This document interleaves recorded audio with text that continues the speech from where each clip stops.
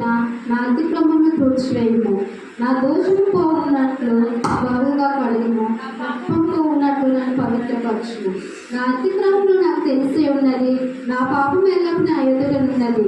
నీకు కేవలం నీకే విరోధంగా నేను పాపం చేస్తున్నాను, నీ దృష్టి ఎదుట నేను చెడుతనం చేస్తున్నాను. కావున ఆజ్ఞ ఇచ్చినప్పుడు నువ్వు నీతిమంతుడిగా అగపడదువు, తీర్పు తీర్చినప్పుడు నిర్మలుగా అగపడదువు.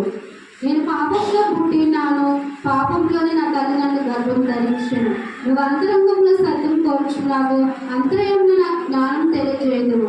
నేను పవిత్రుడగినట్లు ఇసోపుతో నా పాపం పరిహరింపుము, ఇమము కంటిలో నన్ను తెల్లగా నుండినట్లు నువ్వు నన్ను కడుగుము. ఉత్సాహ సంతోషంలో నాకు వినిపింపుము, అప్పుడు నువ్వు విరిచిన ఎముకలు హర్షించును.